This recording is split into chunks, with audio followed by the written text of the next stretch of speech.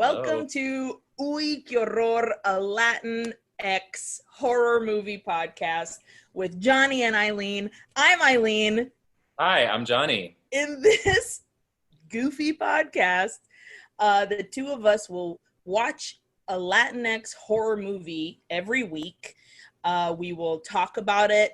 We will see what we like, see what we don't. Very often in the horror movie world, you don't really hear about Latinx films. And so we thought we would get together and see what's up because there's a lot. You particularly have discovered just like a treasure trove of Latinx horror movies. And I'm so excited to discover them with you. I can't wait. It's going to be so much fun. The research process of this, just finding movies alone has been mind-boggling. So whether you're Mexico, Uruguay, Argentina, no importa, we're going to watch it. We're going to love it, hate it. Doesn't matter. It's horror. We're going to watch it, whether it's good, whether it's bad, whether it's ugly. If it's Latin American, we're watching it. So I am a huge horror movie fan and have been since I was a little kid. Aileen, maybe not so much. I tried desperately in high school to be like, you need to come to the dark side. You know, there's so much to be seen. I refused. We showed her all the classics. She wasn't feeling it. But now I'm a convert. I am a baby scream queen, if you will. I have delved into the dark pools of horror, and I am thoroughly enjoying myself. So yes, and I am just so proud and so happy. Thank you. So the two of us on this journey are gonna discover so many new things, reconnect with our Latinx roots because the both of us have deep-seated ones, and see what our ancestors have to offer. My mom is from Honduras. Aileen's mom is from Nicaragua. We grew up in Latin America, and I particularly, like, my Spanish has gotten so bad, and like my connection to the culture has really, I just haven't done much connecting. So I'm really excited for this way back in. For sure. And to start off this wonderful journey, we thought, okay, why not a fable that has literally been told in every single Latin American country? I think everyone has a version of this story. And not only that, there are a large amount of movies, Latin American movies, that feature this story. I was surprised doing my research. I was like, wow, there are so many movies about this bitch. So, this bitch that we're gonna fucking talk about today is La Llorona. Like I just said, there are so many of them. So you might be wondering, which fucking one are you guys watching? The one we watched is by Jairo Bustamante. He's a Guatemalan director. It is a film from Guatemala. It was written by Jairo Bustamante and Lisandro Sanchez. Correcto, Lisandro Sanchez. And man, what a film. I was pretty riveted, to say the least. And I wasn't really expecting that. No, to be totally me neither. honest. I went in being like, this is, again, this story, everybody has, what are they going to tell us? And whoa. So La Llorona is on Shudder. Guys, get yourself a Shudder account or a friend that has one. Jonathan Atkinson, thank you so much. You can find this movie there. La Llorona says here, our synopsis is, accused of the genocide of Mayan people, retired General Enrique is trapped in his home by massive protests. Abandoned by his staff, the indignant old man and his family must face the devastating truth of his actions and the growing sense that a supernatural force is targeting them for his crimes. Acclaimed filmmaker Jairo Bustamante presents an urgent and frightening reimagining of the iconic Latin American fable. a Shudder original. Thanks, Shudder. Thanks, Shudder. So here we go.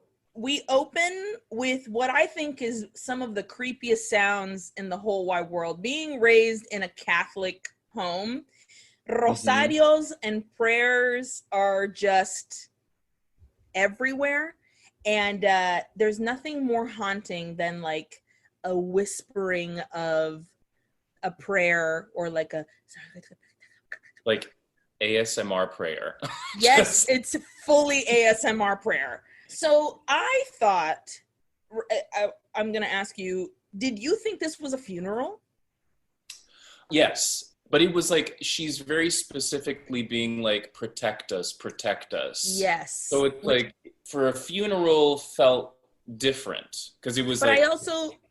I heard, like, for me, I was like, maybe it's protect into like the heavens or like, you know, like lead this dead person.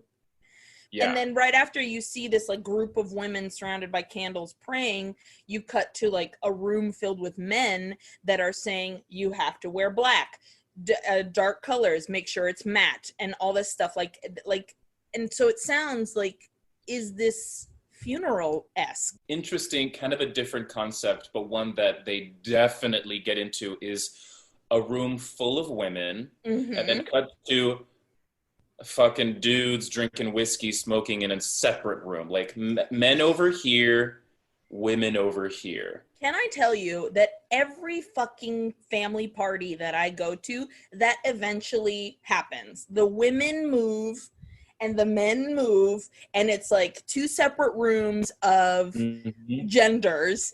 In Latin America, I feel like that is such a common occurrence. You know, the fact that these people are older, but you see it being like behind the Doña Carmen, I believe is her name. Like, there's her daughter, and then there's her daughter, but then behind Natalia, I believe the daughter is her daughter, right? Sara.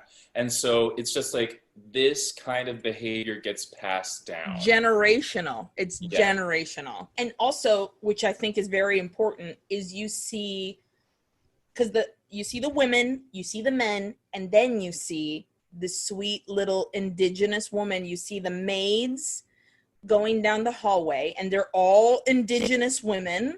Yeah. Which are the Maya Ixil people. Yeah. And so one of the maids goes into like her quarters and lights a little candle and starts praying in Maya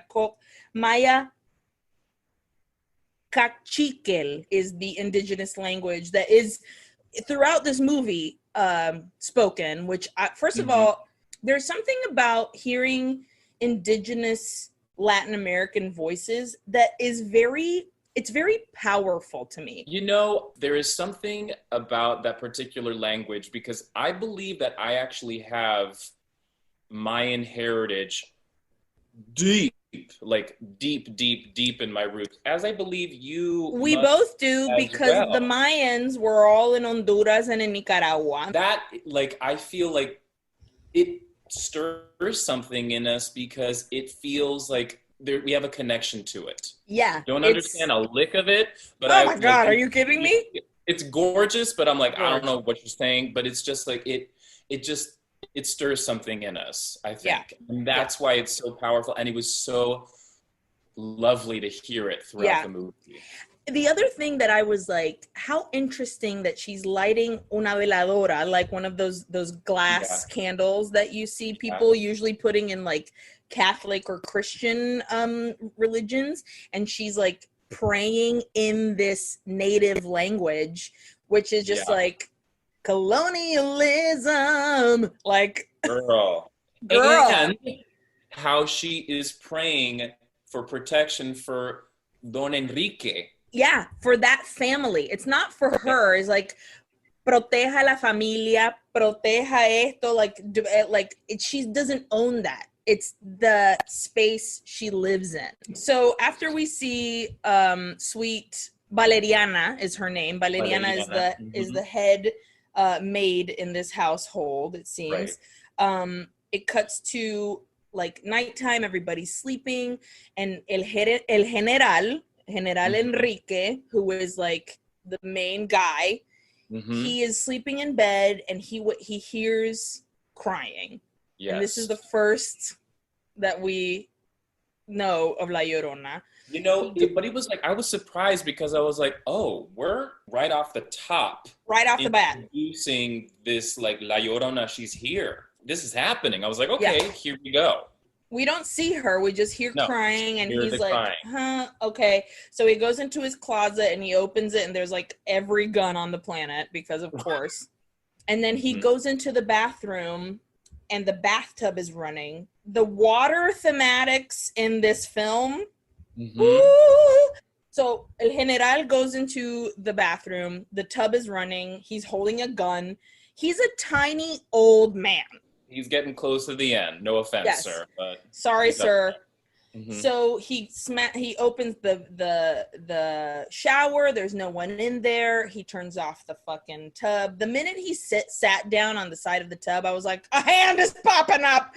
Literally had the same thought where I was like, I'm ready for it. I'm ready for it.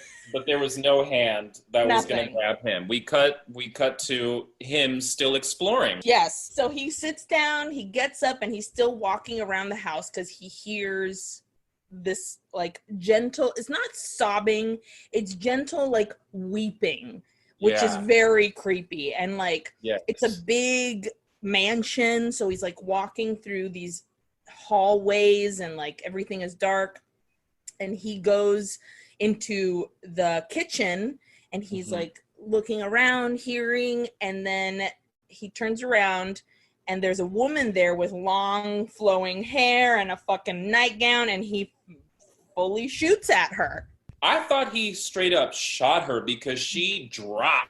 I agreed. I was like, that bitch is dead. And also, when she walked in, I was like, uy, because uy, qué horror, because she was okay, the like long white hair in this creepy nightgown. I was like, La Llorona, she's right there. Ya llegó. And then so he fucking shoots her, and I was like, well, La Llorona's dead. All right, that's it. End of film. That's it, everybody. Thanks for watching. Our 10-minute movie where an old man shoots La Llorona.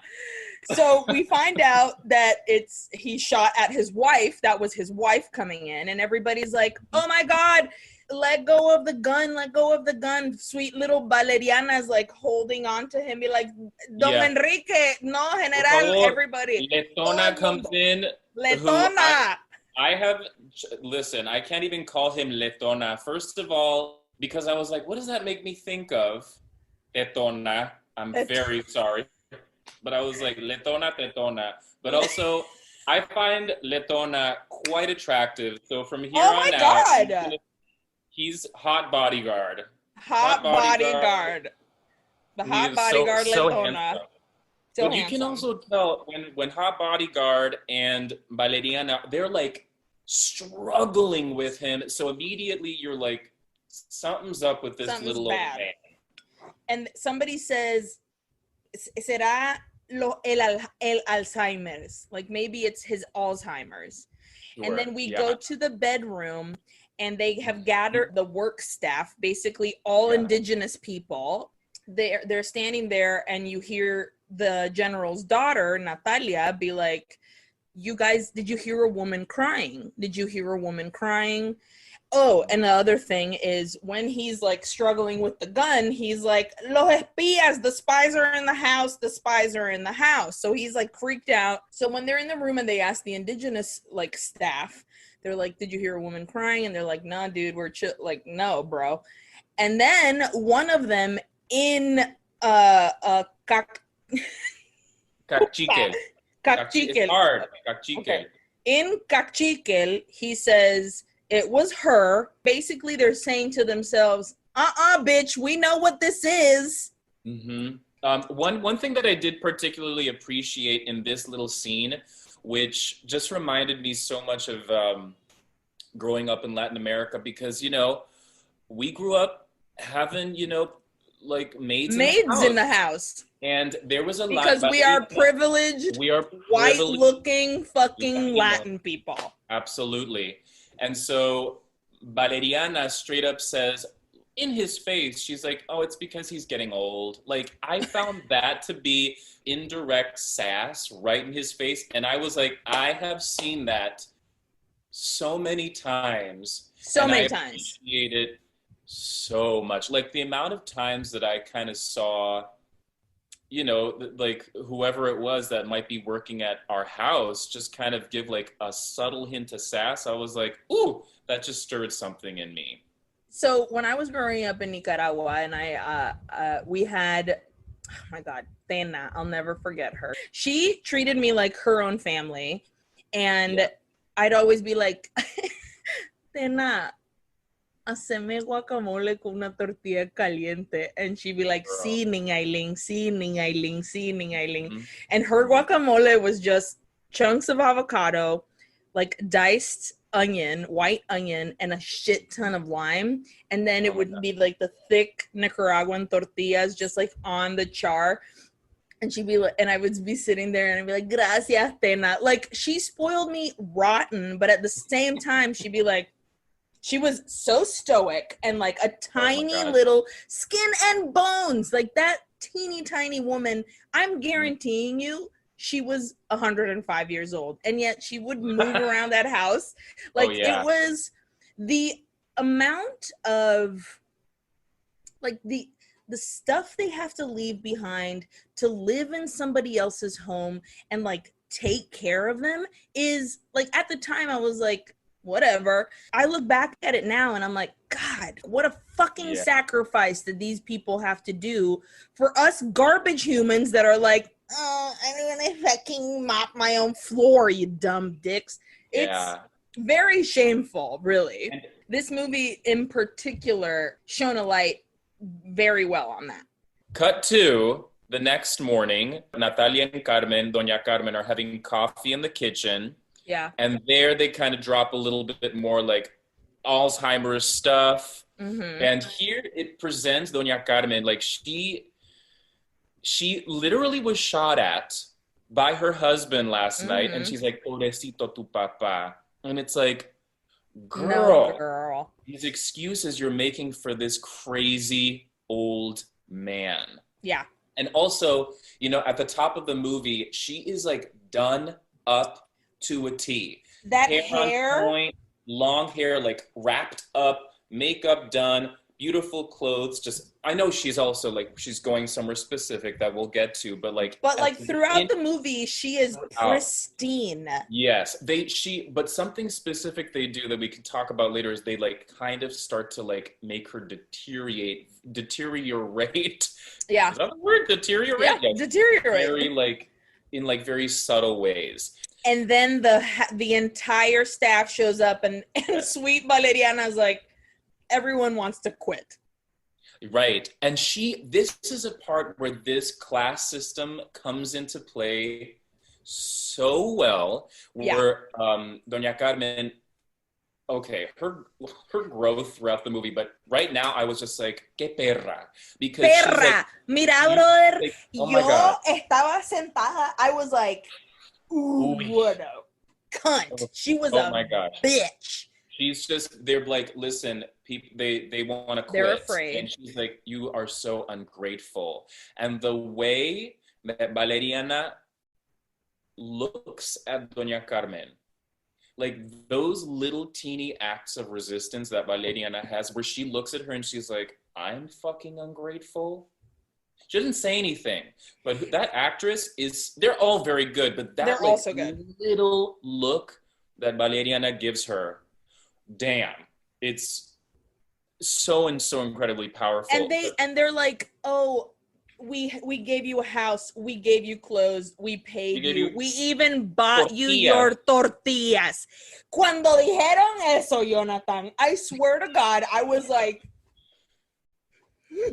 wow. I was so mad when that phrase was uttered. Hasta te compramos tus tortillas. Fuck you, bitch. You're going to tell me you're not going to eat a goddamn tortilla? It was so demeaning and condescending. Also, it felt like a very specific way that Doña Carmen was like, I'm using your culture against you. Like, this is the power I have over you. Like, in this language, in this term, in this film, they are the white people. They look like you and me. They couldn't have picked whiter looking people. Oh my God. I mean, it was clearly done on purpose, of course, but he was absolutely. Like, you're white as hell. Yeah.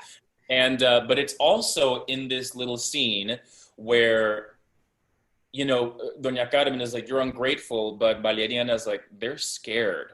And the way I interpret this is that they're scared of La Llorona. That's what I thought too. Because it's not about, like, I don't think it's about, you know, rebellion or resistance or whatever, that kind of thing. It's La Llorona, because they know she's there now. But I also think it's what happens next, where we discover that it wasn't a funeral, it wasn't a wake, they were getting ready for a trial.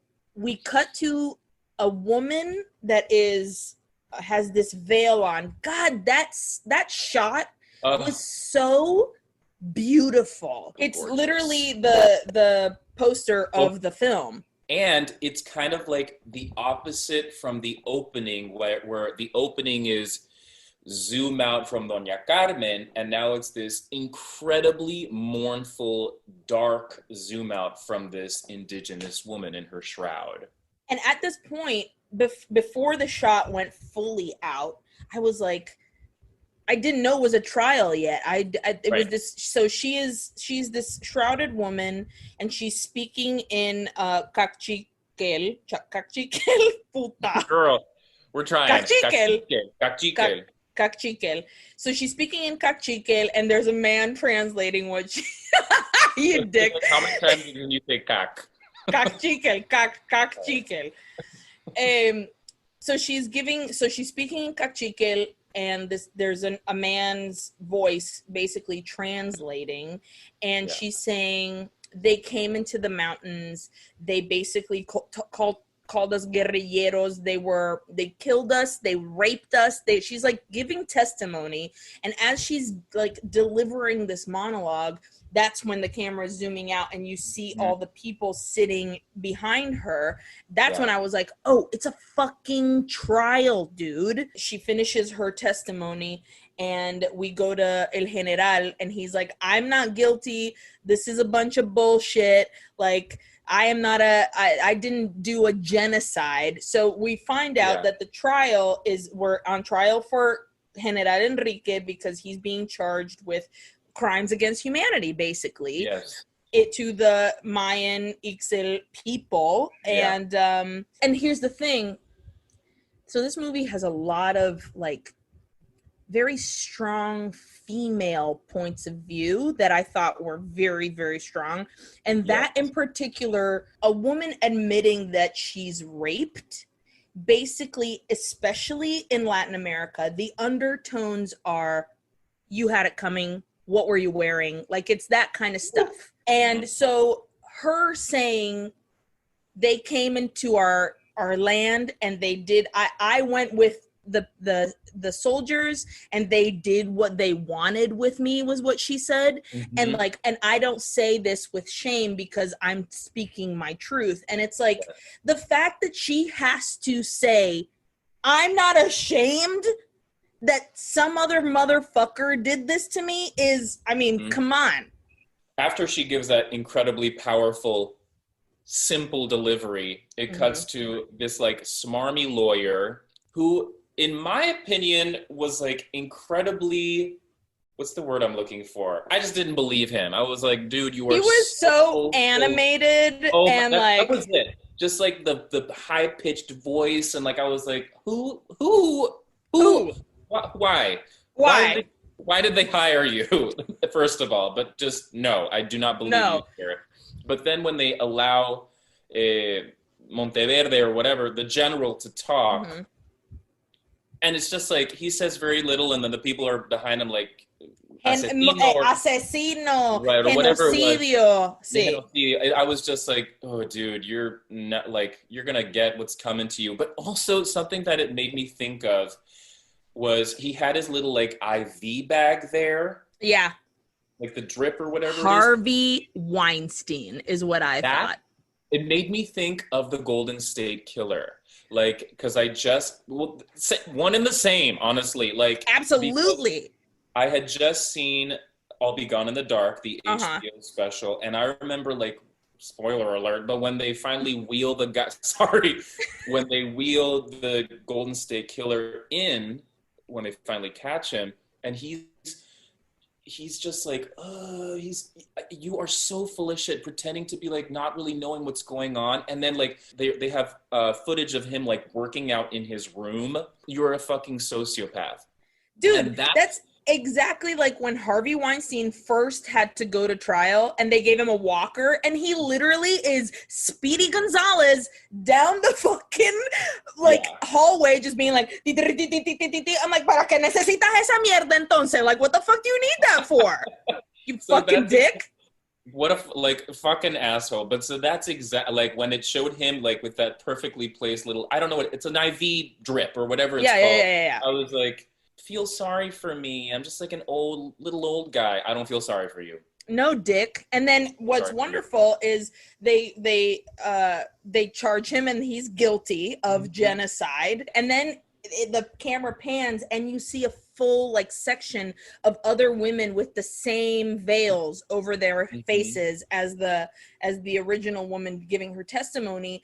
And then like madness erupts and they have to like take him and he starts coughing and he's like and it's like, okay, everybody.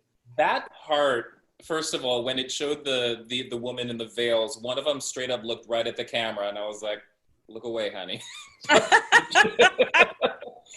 Bless her. But it's fine. Bless her little heart. But when I did find that his like panic attack or whatever it is, I did like find it particularly believable because I think he was like, I'm a man, I'm the general, nothing's gonna happen to me. Absolutely. That's the moment where the rug is pulled out from under his feet and he's like, fuck, the shit that I've been doing my whole goddamn life.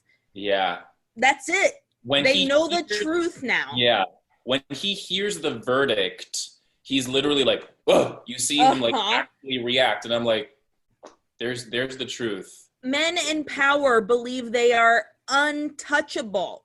That's why that was particularly like, oh, he's actually freaking out right now because he did not expect this at all. And neither did the family. Even the Doña Carmen was like, or maybe because the next scene is the mom and the daughter sitting in the same like space and it's just the two of them. And the daughter turns to her mom and says, do you think it's true? Like, do you think my dad, the general, actually did that? Yes. And then this fucking shitty fucking mom, like esposa del general, is like, these women would come with babies on their boobs, like to the soldiers. They were putas prostitutas, like just whores. Said, son putas pagadas para mentir. I was just like, okay, this scene was this empty room.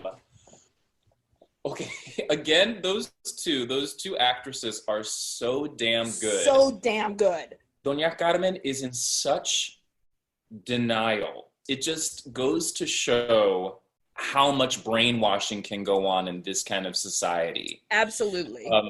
But in this particular part, so she spouts all that bullshit about like, oh, the women came to them as putas, whatever.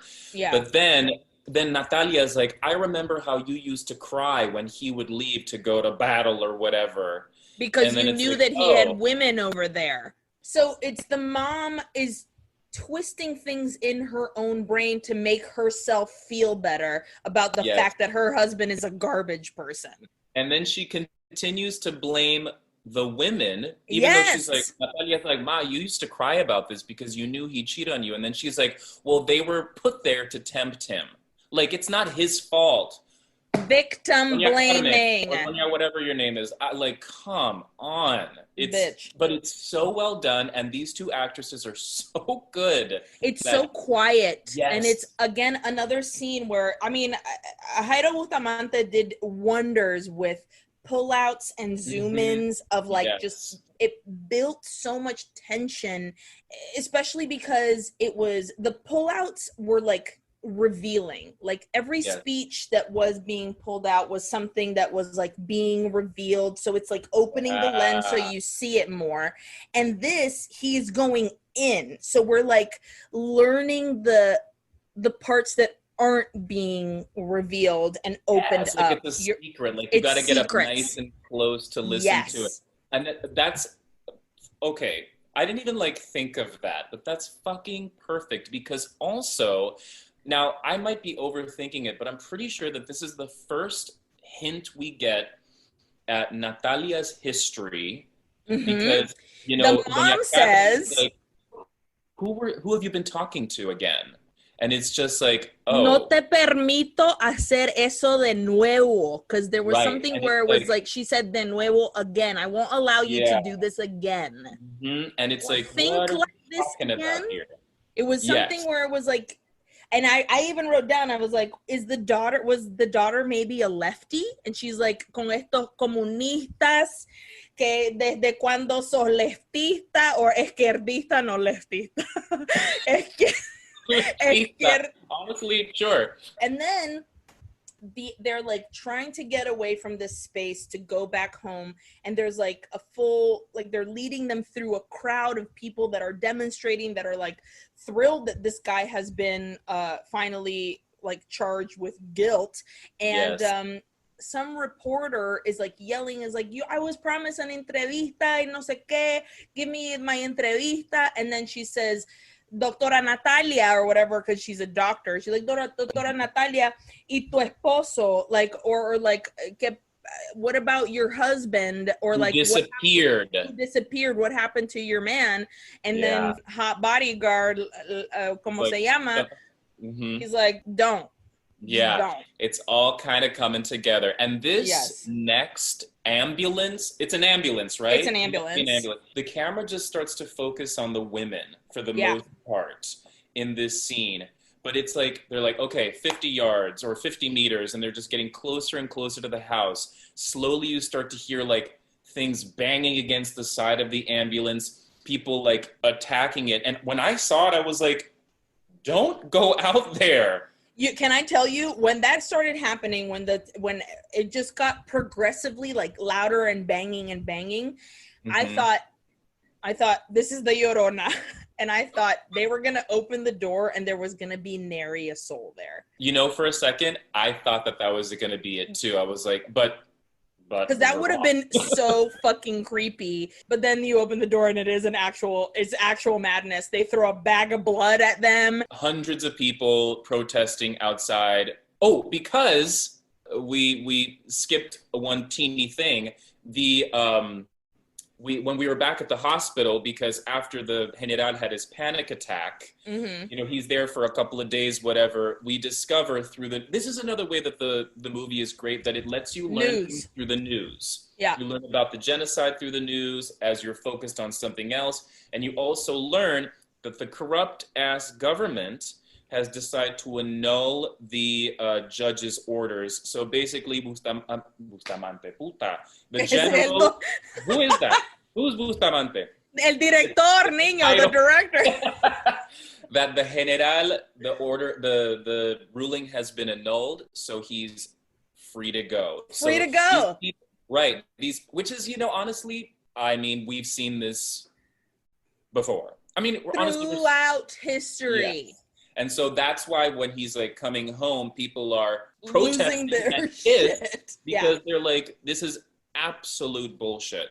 Now we're in the house again, and from now until the end of the movie, there is only demonstration outside. The soundtrack is people chanting and like justicia, el pueblo unido, jamás será vencido. Like national music, they sing the anthem a bunch of times. There's like instruments that are used by like the indigenous people, where it's like the constant sound is just what you hear outside their home. And which I was like, this is some fucking powerful ass shit. So El General is like, he feels a thing and something, he's in bed, he gets up and he looks out the window to see like the plethora of people that are outside chanting. And a woman walks through the crowd, and she's very indigenous looking, hair split down the middle, wearing all white. And she gets to the barrier and she looks up and is just staring at him. And he looks down and he's like, okay. She is incredibly captivating. Every time she was on screen, I was like, I don't want to look at anything else. Beautifully cast. So turns out she is a new maid because everybody quit before. She's the new maid coming into the house. And as soon as she walks in, I was like, I literally wrote down, ese pelo, hair, ese pelo. Past her butt. It's so long. It's so and silky and gorgeous to the point where the daughter, like the little girl that is the daughter of Doctora Natalia, is like, Mama, can I grow my hair long? Because I want that. Interesting to establish that the little girl, the child, is immediately drawn to Alma. So Alma is here. Valeriana is like, okay, this is the tour. This is these are our maids' quarters, basically. And she says very smartly, not smartly, but I thought it was very interesting that she's like, it's a big house. It can feel like it's haunted. So sleep here with me tonight so that, you don't feel so scared. Yeah, don't feel so scared. And then also, when Valeriana brings Alma into the kitchen, it's like, here's the refrigerator, the sink turns on. Ooh, I was like, turns on. Yeah, again, the water. And also, not for nothing, but Alma, the name Alma means soul or spirit. So come on. So Alma and Valeriana, there's like a little bunk bed situation. So Alma climbs up to the top. Valeriana's like, let's go to sleep, good night, and then turns off the light. And then there's a moment of just like stillness, and then you see that hair plop down over the side of the bed, and her head, I was like, that is haunting. Very, very creepy. We then cut to a shot of her face underwater with the hair again. Just these long ass strands of hair in the water. Again, the water thematics where there's just something that draws her to water because there are several other scenes, as we'll talk, where she's like in the vicinity of water. And I think it's just, I don't know if it's power. I think maybe this is where the grief comes from, and maybe it is a power thing. Like maybe it's a reminiscence of the reason I'm here is because of the water. You know what I mean? Yeah. So we see that the family is checking through the windows and seeing the protesters that are still screaming and singing outside and whatever. And as they're all watching the windows, hot bodyguards like, don't stand by the windows. And Sara, who is the daughter of Doctora Natalia, the little girl, she sees that Alma is at the door in a very creepy way holding a frog. And I was like, oh, she's gonna kill this kid. And then as Sara walks away to like go with Alma and look at that frog, a protester throws a brick through the house, and all of a sudden it's chaos in the house. The protesters are throwing shit, and the mom, Doctora Natalia, is like, ¿Dónde está Sara? Where's Sara? Where's Sara? They're looking all over the place. She goes to the pool. She sees the frog in the pool, but in the pool are all these flyers of desaparecidos. So they're looking for Sara. They're looking for her, whatever. She walks into the kitchen, and we see that Sara's full head and like half of her torso are in the same tina that Alma was in earlier. And we're like, oh, holding her, counting in cachiquel. In cachiquel. Yeah. 1, 2, 3, 4, 5. Ooh, that voiceover of just like the number. So spooky. Cachiquel. Yeah. Beautiful, but spooky. Incredibly. And Sara, and then Doctora Natalia is like, Sara, what are you doing? And she's like, I'm learning how to hold my breath. We then move on to El General. He's on the balcony, and he's staring at something when Doña Carmen comes out, and she's like, ¿Qué estás haciendo? Whatever, you can't be out here. They're going to throw more stuff.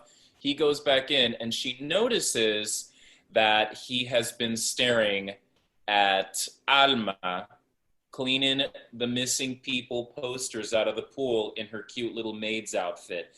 We can see that Doña Carmen is her feelings that she has so powerfully tried to restrain about like not feeling jealous and everything.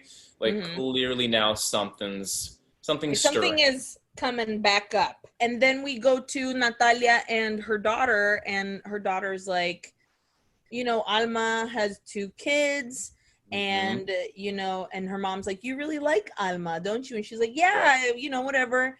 Sí, tiene 2 hijos, she's got 2 kids, and the mom is like, oh, and then she said this phrase that I immediately got real heated, where she goes, los indígenas se llenan de niños tan rápido, which means the indigenous get filled with kids so fast. Basically saying these people are below us and they're just like breeding, basically. And she never says it. She doesn't say it angrily, grossly. She's not like, ugh, these indigenous people are always fucking having babies. No, it's like, it's so matter of fact.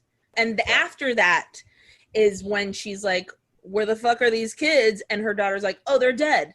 And that's when she's like, oh, okay. We again cut to El General. He goes and he looks, he hears the pool. Somebody jumps into the pool. And he goes downstairs and he looks through the window, and it's Alma in the pool, and it's all foggy. She comes out in her wet nightgown and like walks through the house in her like dripping wet, and the General follows her. Now, and when he goes into the bedroom where Valeriana's fast asleep in the bottom bunk, he notices that like the water looks weird on the floor. Like the room is flooded. Yes. Where the water looked, I don't know, it was just kind of weird looking. So finally, he creeps his way into the bathroom, and there is Alma, desnuda, naked, wringing out her nightgown. Her nightgown, just staring at him. No. And she's naked, and she's wringing out her dress. She's wringing it out. And he's just watching her, and a little smile comes onto his face, and she's she's gorgeous. Her hair is like down to her ass, and she's nude, and on the side of like the shot is, again, this woman is so captivating to look at. Mostly she doesn't have his eyeline, and then the minute she does have his eyeline, that's when he like snaps out of it. And Doña Carmen turns that light on and catches him and his little boner. Did you notice that little boner? No. They must have put something in his pants. There was a little, of course. Oh my God, I did not see the boner. Well, when okay, she. So Valeriana's like, sácalo de aquí, Don Enrique. What are you doing here? Get out. Alma is like, por favor, he's like staring at me. When everybody comes in, you got to look at their eyes because they all look down at the boner. Oh my God, I did not see the boner. Even Hot Bodyguard is like, the shame you see on his face. Maybe I'm just like of course my brain would take me there, but they are all just, so embarrassed for him. And like and then Natalia comes in, Sara comes in, and Natalia's like, por favor, papa. Like literally says that hurt me deeply. I was like, how embarrassing to have your dad. And here's your daughter like staring at your creepy ass dad. Ugh, it's so uncomfortable. And having her say like the tone in her voice, por favor, papa. I was like, or whatever she said. It's like, oh my God, the shame. Let's talk about this like stair sequence. Yes. Because there is so much that happens in this. At least I picked up on so much shit. So like, agreed. This particular actress, the actress who plays Natalia, I apologize that I don't know her name, Natalia, but her body language as an actress is incredible. So in this particular scene, when the dad's coming up the stairs wheezing, which I don't know why I found so gross, but it was oddly gross. But like, she leans over, of course, to give them room to go by, but I think also because she was just like, ew. You're gross. I am grossed out by you. But in a previous scene, during the scene after the courtroom thing where it's just Doña Carmen and Natalia talking there, she does a specific thing where Doña Carmen is talking about how like these indigenous women are putas and she crosses her legs. She moves her legs the opposite, and I was body language. Good choice, girl. And she does it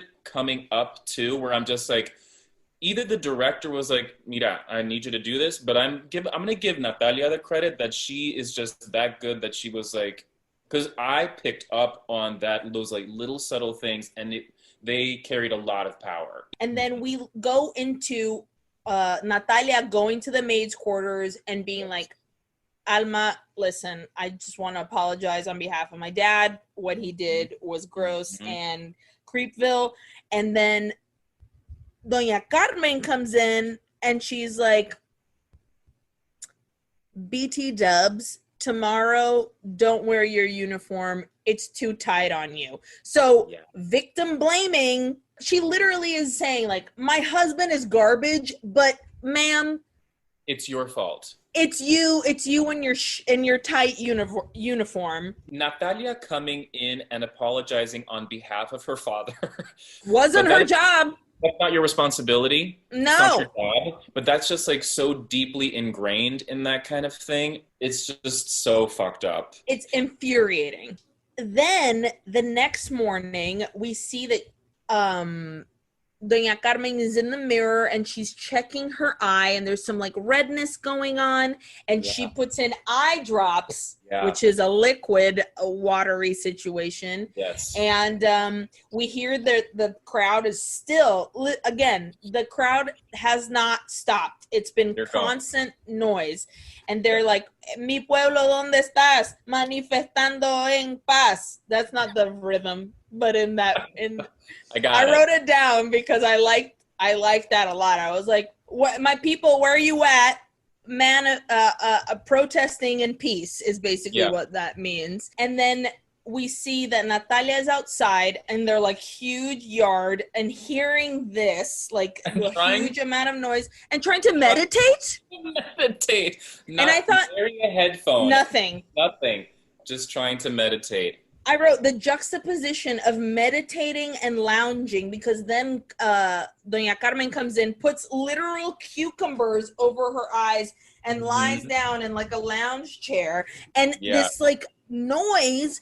And I was like, this is the classes. This is a representation. I was like, I thought about Parasite. I was like, it's these different positions that people are in. There's literally people screaming about their livelihood and you have cucumbers over your fucking eyes. You are straight up ignoring it. You are absolutely ignore it. Purposefully blinding yourself with cucumbers. As is Natalia. She's trying to block it out. She's blocked. And I know this movie was made in 2019, but like they basically were predicting the future because aside from showing like the political significance of that particular scene and like ignoring what's going on in the world, it also made me feel like, so these people are stuck at home in quarantine. Like there's literally a line where Natalia says, being stuck at home is making us sick. And while they're there, like relaxing and stuff, basically Doña Carmen is like, well, your dad came home with Valeriana when she was literally less than Sarah's age or Sarah's age. And fucking Natalia's like, what are you trying to say to me right now? And literally Doña Carmen is like, Valeriana is your dad's fucking kid, bro. She's your half sister. You're fucking blind if you can't see that's legit your fucking sister, bro. And Doña Carmen is also, that is another like facet of her change where she literally says those good deeds are not common in your dad. Being like, your dad's an asshole. He would never bring like a poor child home. A random poor kid home. He would only do it for a reason, meaning she's your sister, okay?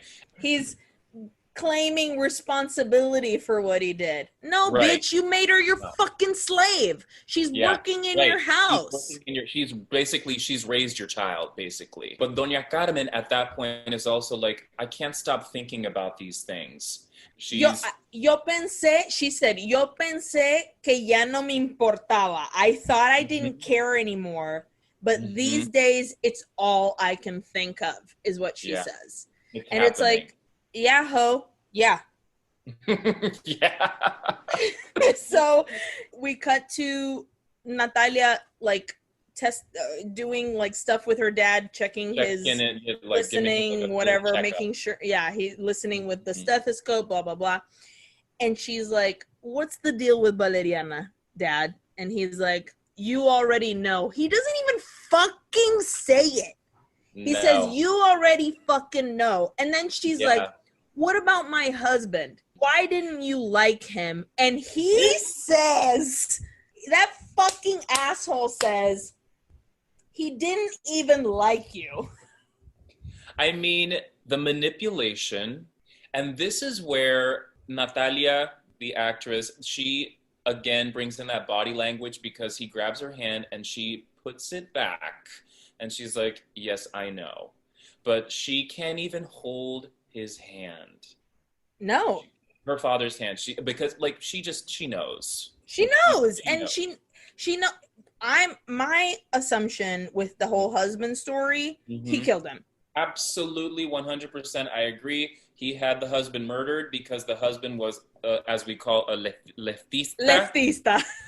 And he was starting the leftista husband was starting to convince Natalia that her father was a piece of shit, and so the general had that husband clearly had him murdered.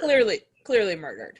Of course. So we start hearing of it's a drum and like clarinet, like it's a very particular Guatemalan instrument. I feel like there's a lot of different countries that have this recorder looking instrument. It looks and sounds kind of like a clarinet. It's obviously like a mourning song, and the protest sounds have like, it's from the protest, but instead of like screaming and protesting and chants, it's this very simple, but you can tell like mournful song. And we see them look through the window, and it's just like two men playing these instruments over like a small effigy, if you will, like a fire situation. And they're playing, sitting. It's like everybody's sitting. It's sit-in. It's quiet. It's like it's a very powerful protest moment. And I'm pretty sure it's Doña Carmen looking at the window. She sees that. She goes to bed. She turns off the light, and we cut to her in like a dried cornfield. Like, it's dry. That place those corn husks are dead. And it's her with her hair is let down and long. She's in her nightgown, and she's got two indigenous little babies with her, a little boy and a little girl. And immediately you're like, this is Alma.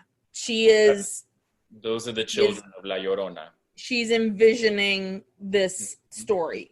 And she hears things, and they start running through this cornfield, and they hide in like a little like hut, and she has her hands over their mouths, and she's like breathing, and it's very intense and sad. And and then she pees herself, and then she wakes up, and it's her back in her bedroom, and she has peed the bed. And sweet Natalia is like, you're older, this happens.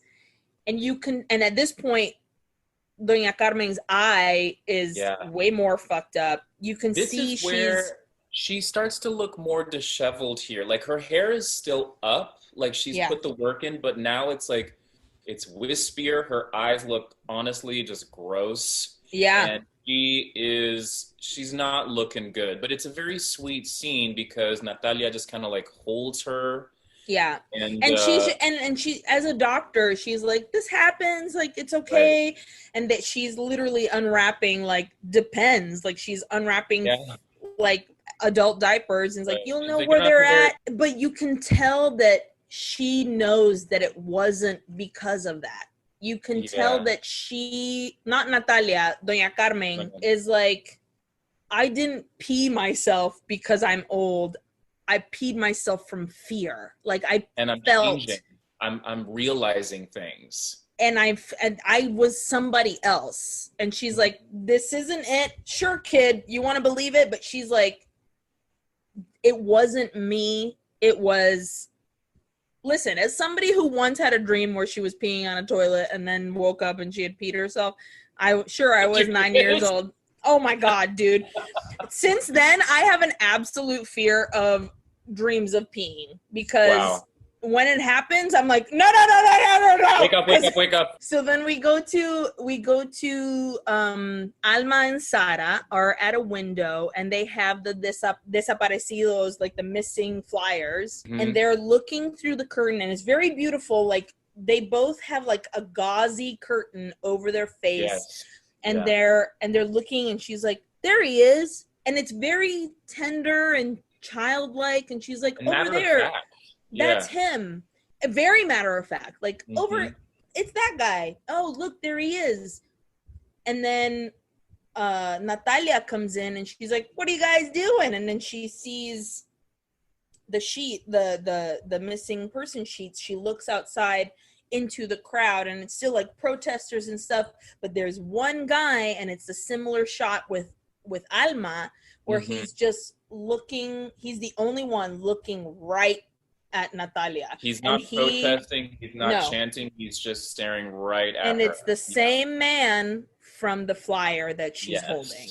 We now cut to Alma and Sara. They're adorable. The two They're of them. They're so cute. Finally, you see Alma actually, like, she's smiling. And she's like, so happy and beautiful. So and like, honestly, when I first watched it, so it's Alma and Sara. They're playing checkers. They're in like they're in the front. And in the back, kind of hazy, you can see the general and Doña Carmen sitting there. They're arguing, like something's going on. And it's Doña Carmen, tense, you can tell. Tense. Something's up. She puts her little coffee cup down and smacks the shit out of the general, which honestly, I was like, yes, bitch.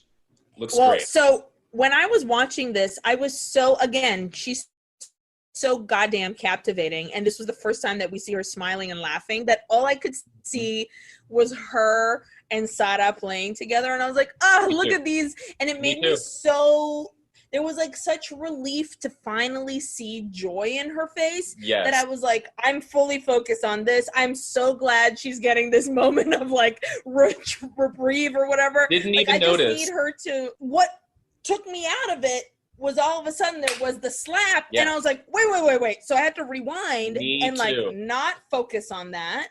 And I was like, oh, okay. Both scenes are done so incredibly well that it's like, oh, it's so cute, but that's what makes that slap even more like jarring.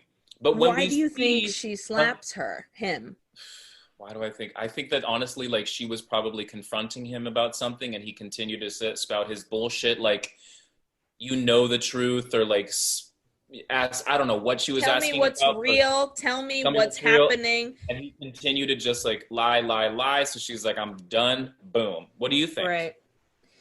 Agreed. I think she was like, just, in my mind, she said, just tell me the truth. Are you the monster that these people are saying you are? And he's like, girl, whatever. And then she's like, I'm done. Slap. Maybe he told her the truth, because either way, whether he continued to lie or straight up told her the truth, both deserve a slap. And from there, we go to Alma being like, hey, I mean, not Alma, Natalia being like, Alma, sit down with me. Let's have a chat. Did Sara see my mom slap my dad? Slap the shit out of the general. And she's like, yeah. Yeah, she did. She saw it. But this scene between the two of them, I think it's pretty much the only scene that the two of them have together. Yes, it's the only scene.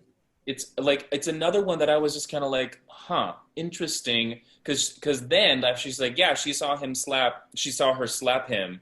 Then she's like, Alma asks about Sara's dad because apparently Sara has been asking.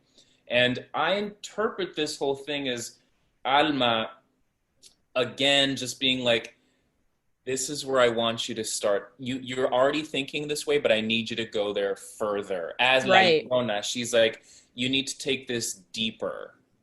But I think, yes, she's opening that that spot in her brain. Mm-hmm. And I think what it is that they both have similar husband stories, and Alma knows. Mm-hmm. And Natalia's like, ¿Y que te abandonó? And she's like, no. Alma says, no me abandonó. And then she goes, era bien flaco y le gustaba reírse. Like, he was very skinny and he loved to laugh. Mm-hmm. And then as she's like walking away, and Natalia says, my husband also really loved to laugh. So I think the purpose of that scene is these two women, a person that is nothing to El General and a person that is his daughter, his flesh and blood, his everything. He did the same thing to those two men's, allegedly. The two men. Those two men, allegedly, he killed both these men. And I think it's a moment of, it doesn't matter who you are under his foot, you're still under his foot. And then we have, again, we go back to the general's wife, Doña Carmen, and she's having another dream where soldiers come and drag her by the hair. It's very short. She's getting pulled by the hair, she's screaming, it's horrible. She's screaming, and then it cuts, and she wakes up, and she has like a full mental breakdown, and like is sobbing by the bed. And this is where we go to, we see Alma sitting on the floor. Her hair is fully over her face. It's a very creepy shot. Her hair is like blowing. It's just hair. Beautifully shot, but very creepy. Very creepy. Cross-legged on the floor. And then you see that from behind her, Sara comes out and she has a hair dryer and she's like been blowing the hair. Very sweet. She's saying words and Alma is translating them in caciquel. And is that como, así es como se dice? Caciquel. Yes. Oh, la gran puta. Sorry, Guatemala. We're trying our best, everyone. But then we hear El General being like, Valeriana comes up and he's like, this is why I'm sick. Valeriana moves the bed and she's like, it looks like water damage, but I love that they're like, this is witchcraft. I love it. I loved it. And she was like, te están haciendo un trabajito. Somebody's putting a spell on you. Can I just tell like a little teeny story about like Latin America and like immediately like witchcraft? I remember I was in Bolivia. I was in Bolivia hanging out with a bunch of my friends. We were like it was this beautiful, gorgeous house. And we used to hang out in the TV room, listening to music, watching movies, whatever. Probably me being like, we're going to watch this horror movie, everybody. Sure. And in this particular TV room, there were these huge windows. And I remember one time we opened a window and we saw like a little package. I don't know if we ever opened it, but it was like a little package wrapped in newspaper. And immediately my friends were like, witchcraft, don't touch it, don't touch it, don't touch it. So we didn't. But I was just like, oh, okay. Like, and I was terrified, of course. Superstitions. So like for Valeriana to move the bed and be like, that water put a curse on you. I mean, but honestly, me in the movie, I was like, oh yeah, no, that's witchcraft. Yeah. I was like, absolutely. Dude, anything that is oddly placed anywhere in a fucking Latin American's house is like a witch. Un espíritu. No lo toques. Don't touch it. Honestly, You say that to me, I'm not touching it. No! I will not touch that shit. We know better. So but then at this point, Valeriana's like, he's like, clean that up. And she's like, first we do a limpia on you. Yes, and we get fucking la hierba. And this is the first, okay, so this point, I'm pretty sure, chanting, entire movie, silence. Cut her, Valeriana doing the limpia, and it stopped. Yeah. Something has shifted. Mm-hmm. Cut to one of, I think, the creepiest scenes in this movie, which is we see Doña Carmen up on the balcony. It's gray, it's creepy, and Natalia comes to join to see what's going on. And they're looking out at this sea of protesters, and everybody is silent and staring at them. Now, they both saw that, right? I think so. My interpretation is that these are spirits. These are these are the missing people, and they've come to claim their person. Yeah. So shit's about to go down. And from here, that's when Valeriana and Alma are washing the wall to get rid of that like weird mold.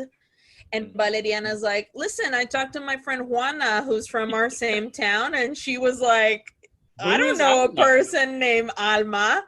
Mm-hmm. And Alma is like, yeah, I'm up from the mountains. And I'm like, from deep in the mountains. Deep in the mountains. And then Valeriana is like, how old are you? Yes. And we never get an answer. That is the point, I believe, that Valeriana, because she knew. She's like, oh, this is a ghost. Yeah. And she wasn't scared for whatever reason. No. And then everybody's back at sleep. It's nighttime, and Sara comes into the General's room, and she takes his oxygen tank, and she walks through the house, and she goes over to the pool, and she jumps in. And at this point, Letona, our hot bodyguard, hears crying as well. And he starts perusing the house holding his gun. He goes into the kitchen and he looks down and he sees these two children, the same children that Doña Carmen has been dreaming of. And he's holding onto their hands, and the little girl says, shh, come with me. We hear El General, he wakes up in the middle of the night, and he's like, where's my oxygen? Where's my oxygen tank? I thought Sara was trying to kill him at first. That's what I thought too. I definitely thought trying to kill him. But then I was like, I've still seen him breathe without the tank, so okay, that's not what she's trying to do. So he goes to the pool and he sees Alma in the pool. And also, this is what I was like, so they do a shot of Sara underneath the water, breathing with the oxygen tank, because she's using it to like hold her breath longer. But there are lily pads, and there's like vegetation and plant life in that pool.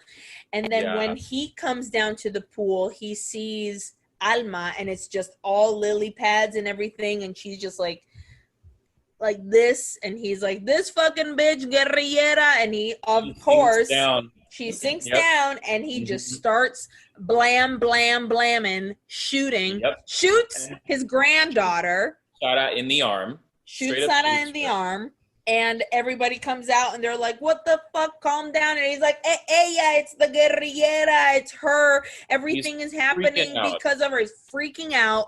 Natalia is like, don't you touch my daughter, grabs the gun, points it at her own dad, and is like, Valeriana, get out of the way, because Valeriana is standing in front. They go into the house, they look out the window, and there's frogs everywhere. All you can hear are frogs everywhere. And I wrote La Peste, and that's very Catholic. That's like all the frogs. Like swarms of locusts or whatever. Magnolia had a bunch of frogs. Remember Magnolia, when frogs fell out of the sky? And then they have to sedate El General because he's freaking out. It was like, it was her. She made me do it. Blah, blah, blah.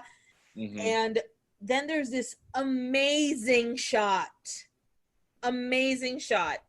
of the four women his 4 women, Valeriana, Sara, Claudia, and Natalia, las 4 mujeres in a line, and Valeriana's like, get candles and sugar.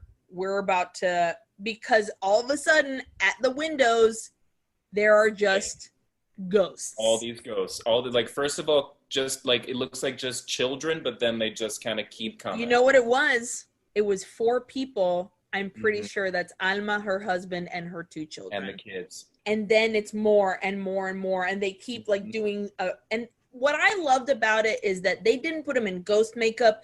They didn't put them creepy looking. They were just like in their indigenous garb and like people standing there being like, this is us. I had so many chills during that scene. And this is where like Sara stops breathing and it seems like she's drowning, and Natalia's like, oh my god, my daughter, because they're praying over the candles and the sugar that they all got, and they're like, and sweet Valeriana is like praying, please protect us, we know that the innocents that like had to like give their lives up for this are innocent, we don't mean them any harm, please protect us, whatever. Sara starts drowning. Doña Claudia is literally Carmen, es Carmen, perdón. Claudia. Doña Claudia, no importa. It's like straight up like The Exorcist. Like she's fully like possessed. Yeah. She gets possessed, and that's when we see the final official dream sequence where she's being dragged down the river. We see dead bodies of people that have been shot and like absolutely executed. 2 soldiers carrying her children, and she's screaming and screaming, and she's like, please, I don't know anything, I'm innocent, they're innocent, please don't do anything to my children. And El General is like, tell me what you know, where are these guerrilleros? And she's like, I don't know. Again, she's speaking in Cachiquel, and she's like, I cannot understand you. Yes, no te entiendo. Like she can't understand him. Yeah. And he's like, okay, well, you're not gonna tell me. And they fucking drown her kids, and then it cuts to El General with a fucking gun to her face, which at this point it's his wife. She's in this dream sequence, the actress that plays his wife with her long hair, she's like the one like going through it. He holds the gun out to her head, and then he fires it, and then it cuts back to her, and she's still there, but she looks down, and there's Alma with a bullet through her head and her hair in the water. When you first see the ghosts in the yard, you also hear La Llorona start to cry for her children. Yes. And when that gave me so many chills. Oh my god. Well, the sound design of that particular, it has to be good, because like, so good. That's literally what La Llorona is, like crying for her children. Yeah. So when she is shot, they put La Llorona over it, being like, mis niños, or whatever she says. And Cachiquel too, like it's not, she's not saying mis niños, she's saying it in this indigenous voice. My children, my children, my children. Yeah. And you see her in the water. And then turns back to the wife, and she grabs the general by the neck and is just strangling him. And then we cut back, and they're in real life, and she has killed her husband. Bye. You deserved it. Yeah, you're an asshole. You're a dick. Honestly, I was like, that's the way it was supposed to happen. Yeah. I'm glad that it was the wife that fucking killed his ass. Absolutely. Yeah. So, yes. Nice. And then we cut to a funeral, and it's like all the rich, you can tell it's like people of, you know, what is it? Like of means or wealth or whatever. Yeah, just wealthy Guatemalans saying. Yeah, and again, it's the women, Valeriana. It's the 4 of them. Carmen, the 4 of them standing there. You never see the faces, but you can tell Doña Carmen is back to being like on point. Her hair is done. The outfit is on. Totally. And then we follow a man that is leaving the funeral, and he's going. The coward general is how I describe him, because he was called a coward by the original general at the beginning of the movie. Yes. Which was when we thought it was like a wake or whatever. We didn't realize that it was all like people under his command. Right. So now this guy is the general. this guy that we're following.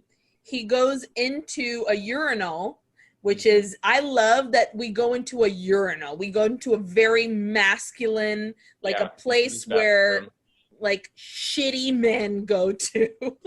Also regular men, but everybody leaves. When he walks in, somebody's like, mi general, and whatever, and he goes to the urinal, and all of a sudden you hear like trickling water, and he's looking around, and it sounds like more like gushing water, and you can tell that something is flooding, and then you hear again the final like moaning, crying, awful sound in Cachiquel, my children, and that's the end.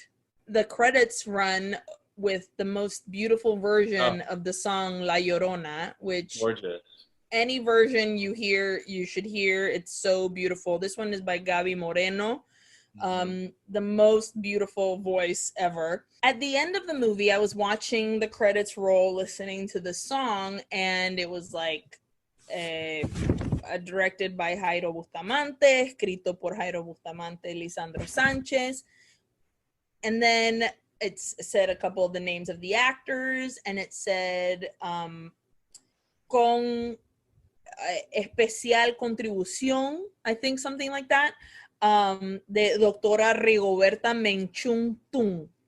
And I was like, who is this lady? So I Googled her. And she is a Nobel Peace Prize laureate. And I was like, okay, let me look up a little bit more about Doctora Rigoberta. And she's Maya Quiche, which is the indigenous people from Guatemala.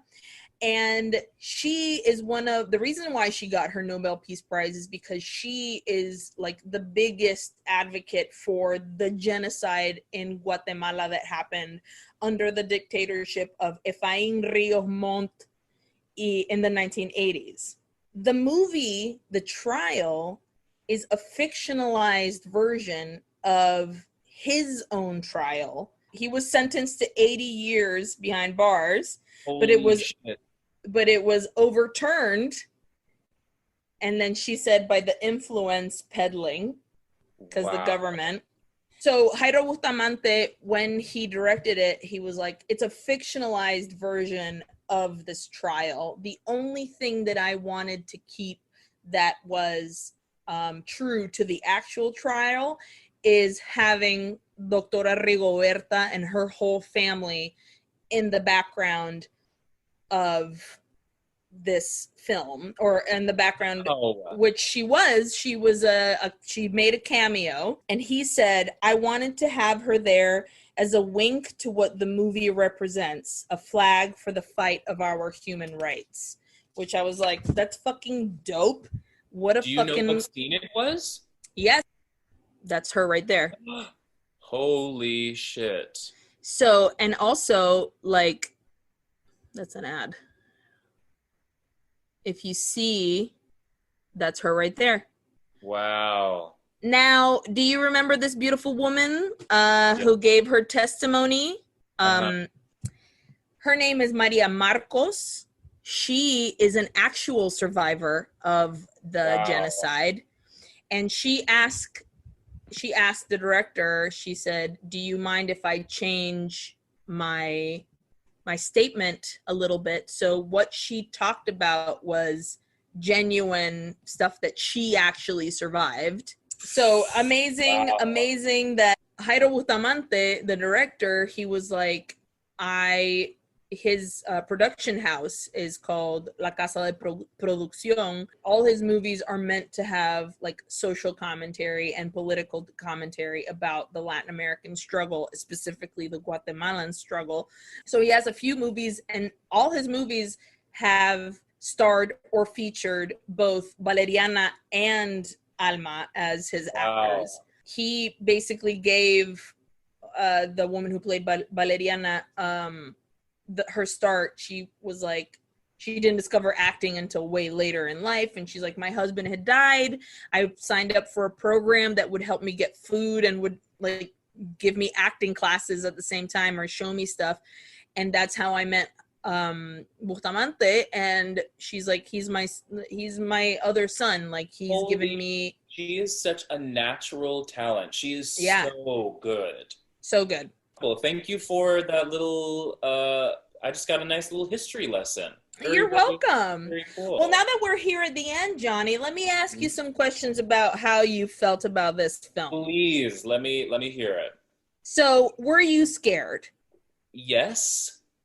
However, it wasn't like a jump scare movie. Mm-hmm. Maybe I wasn't scared, but I was creeped the fuck out. Yeah. How about you? Were you scared? I was scared in that there was a lot of suspense. My one jump scare that I had was when the rock came flying through the window. That's when I was like, oh yeah.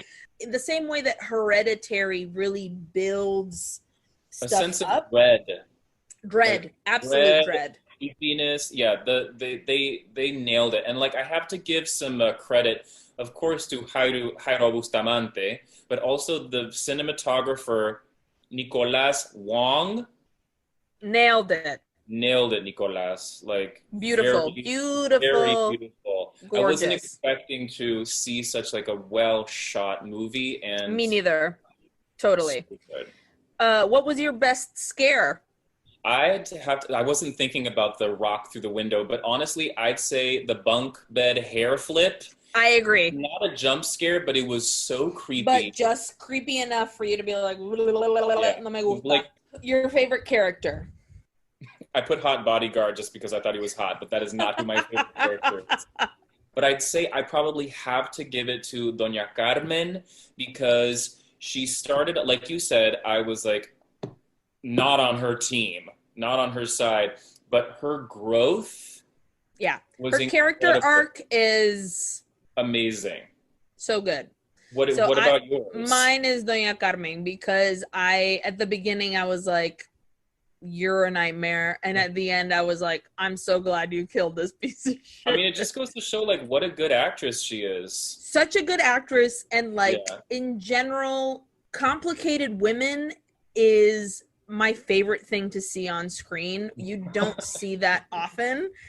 You're either you hate them or you love them, the virgin or the whore. It's never either or. And I think she was the epitome of I've dealt with a shitty man my whole life. I've come to terms with it. And then finally at this point, so late in the game, she's like, I still have the opportunity to know that and to learn that he is garbage. And I think that's a wonderful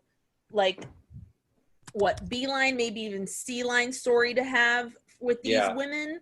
I think she really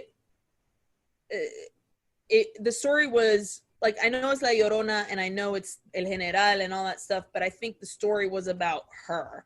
It's women coming to terms with the nightmare of living in a powerful man's world. In the fucking patriarchy. The patriarchy. Absolutely. Yeah. Best line. Honestly, you're going to probably judge me, but it's when Natalia takes that gun and El General is like, respect me, I'm your father. And she's like, camina.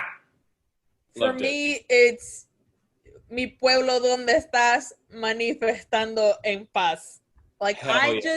Hearing that, I was like, it made me think of when in the Women's March, when I went, I had a poster that said, immigrants, we get the job done. And on the background, it said, Mujeres unidas jamás serán vencidas, and which they chant, El pueblo unido jamás será vencido. But I was like, I'd never heard, mi pueblo, ¿dónde estás? Manifestando en paz. I thought, I was like, I can't wait to take this into my next protest.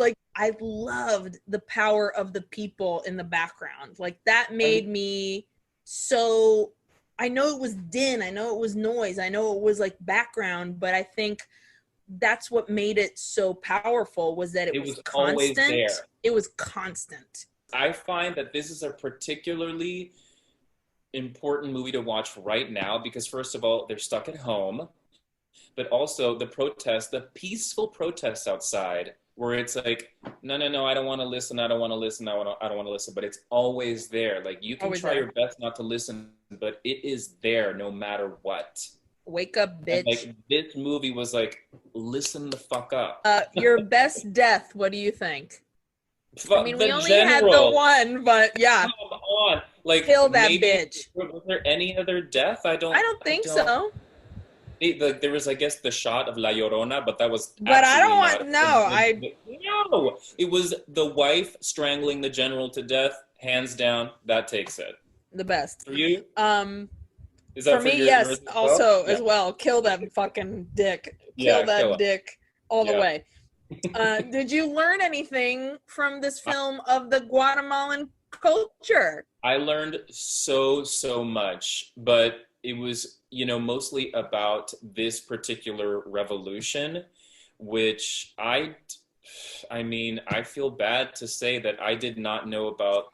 Neither did I. And when I was reading that article in the LA Times, it was like in the 1980s, Guatemala had a dictator. I was like, what the fuck? And being a fucking Nicaraguan baby who my whole life I've been raised to be like dictators, and we fully have one now, Daniel Ortega, eat a dick. But like, you know what I mean? Like, the fact that Guatemala had its own bullshit going on in the 80s, I mean, I had no idea. And apparently that civil war went on for over 30 years. And it's why Doctora Rigoberta got the Nobel Peace Prize. Did not know about the Maya Ixil, did not know about all that. And I did not know, like, literally when that like news reporter thing was basically telling us the story, saying that a third of the people have been massacred, like, that actually happened. Fact. This is all from Wikipedia, so but still, take it with a grain of salt. But it says like that they murdered an estimated 7,000 Maya Ixil. I learned so much. Unfortunately, it was really dark, horrible, trauma, tragedy. What a great way to tie this fable to this horrible moment in your history. Because all like when you hear La Llorona, you're like, creepy, a woman that killed her own kids, and it's this like Medea complex or whatever. Like, isn't that the Greek play where the woman kills her kids? So like, here you are, in every iteration, she's seen as the monster. She's like wailing, but at the same time she's the one that caused this problem. And here it's like a victim of this military massacre, this like absolute murder on their own fucking people, dude. Their own fucking people. And I thought, what a smart way to like weave this together and make it even more powerful, have strong women be the propellers of the story. What I appreciate about what they've done with this story is like, it's changed it from a horror story for children, where like it's like a cautionary tale, right, where it's like, don't stray off too far, or La Llorona will find you and she'll drown you. Now it's like, hey men, watch yourselves, be a better man, or La Llorona will come for you. Be a better man, or La Llorona will come for you is a shirt. Trademark, copyright, please don't steal that from us. Uy, qué horror. So may I ask you, out of five out of 5 oohs, how many oohs do you give this movie? I give this movie, I'm gonna say 3.5 oohs, because 4. I'm gonna give it fully 4, because I loved the film. The film itself, I thought, was beautiful. I loved this. I love a redemption story. I love a good like show the fucking man that he ain't the man, that it's power to the people. I thought this like woman-focused story. Woman-focused, like all that stuff I loved. I give it a 4 uy, uy, uy, uy, uy. Uy, uy, uy, uy. Uy, uy, uy, uy. Yeah, because the scares weren't like, my uys are mostly for the film rather than for the scares. Sure. You know what I mean? Yeah. So that I give it 4 uys. Uy, uy, uy, uy. What about you? How many uys do you give it? I'd say we're like 3.5 to 4. Like that is 3.5, 4 uys. That's what we'll give it. If you have not watched this movie yet, watch please, it. Again, get that Shudder account. Watch this movie. You will learn a lot. It is dark learning, but it is very well done. The cinematography is beautiful. The performances are solid. Watch this movie. Do it. Support Guatemalan films. Absolutely. What a delight. I'm so excited that this was our first episode too. Like, I think this was a great jumping off point for Uy Que Horror, because the road that we're about to go on is going to be varied and I think culturally magnificent. I think we're coming out of this more enriched and curious of other things. I think this is going to open a lot of, I'm so glad that I learned about Doctora Rigoberta. I want to just like dive in more. I'm thrilled to just like know more about our people's like ventures in this horror world and how they take regular day stuff and they make it spooky and creepy and take still, like our history and our folklore to tell that like particular story. Yes. I don't know. I'm absolutely thrilled. I'm so excited to go on this ride with you. I think we're going to have a lot of fun. I'm also glad that the first movie that we picked was a Central American movie. Just like, me too. It's our neighbor. You know, even though it's Guatemala, you know, it's like, hey, no importa. That's Central America, just like us. So it's our people. It was a good starting off point, and let's fucking go on this adventure together. Yeah, please come with us, everybody. We promise it'll be a fun time. It's gonna be a spooky good time. Okay. We'll see you guys next week in the next episode of Uy Que Horror. Uy Que Horror. Uy Que Horror. Uy. Uy. Bye. Bye.